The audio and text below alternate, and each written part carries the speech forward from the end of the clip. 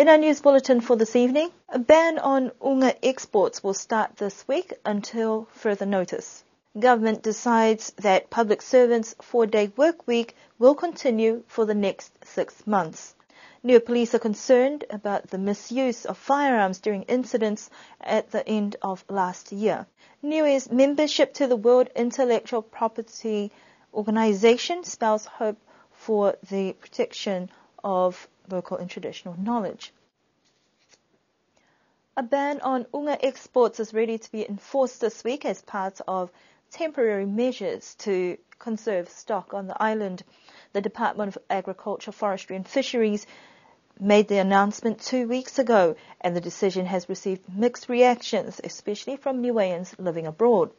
Last year, the department carried out an Unnga survey that was supported by the Secretariat of the Pacific Community. The preliminary findings from that survey revealed a drop in numbers and decrease in size of Unnga caught on the island. Minister for Natural Resources, Billy Talangi, says this is not new and that the department is using the domestic fishing regulations that gives Cabinet the power to prohibit the export of Unnga. The Fisheries Division have also been monitoring and surveying Unnga exports at the airport, asking people questions and using their X-ray machines to determine the number of Unngas exported, with reports that over 9,000 Unnga were taken out of Niue from January to December of last year. Following a cabinet meeting this week, the export ban on Unnga will officially start from this Saturday's flight until further notice, not the 28th of February as previously advised.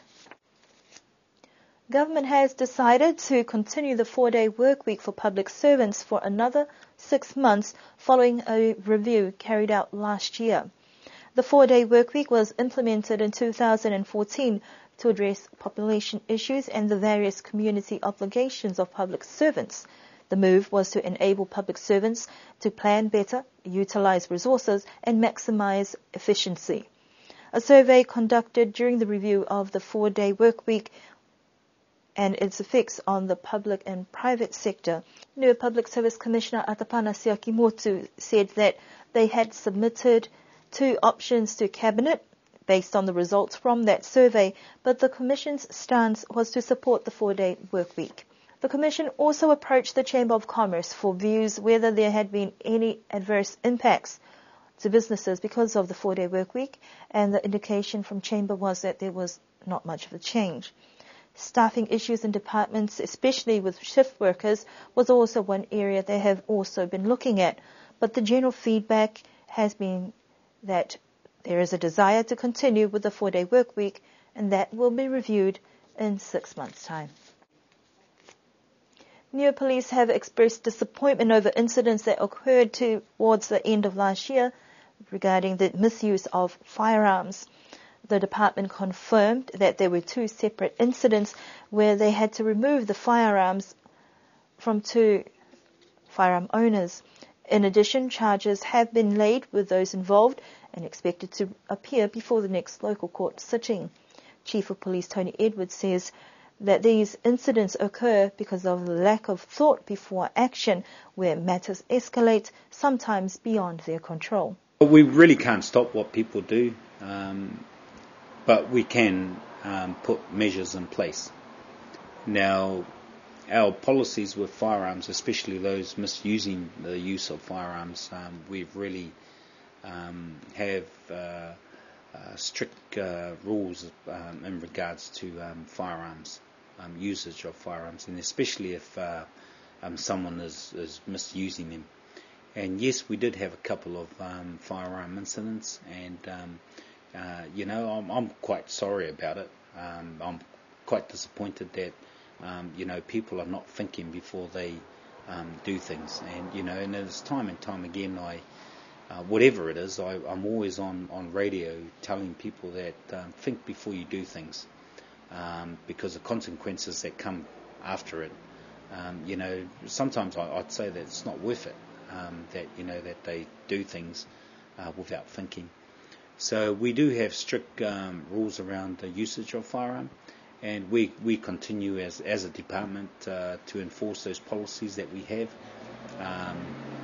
That once we confiscate firearms we follow our policies, and our policies are that we will confiscate those firearms and we will hold on to it.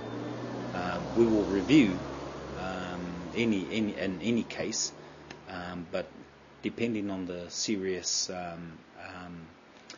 case, there's strict policies that we have. Chief Edwards says in one of the incidents they will be recommending that one of the firearm owners' license be revoked until further notice, but that will also be dependent on the outcome of court proceedings.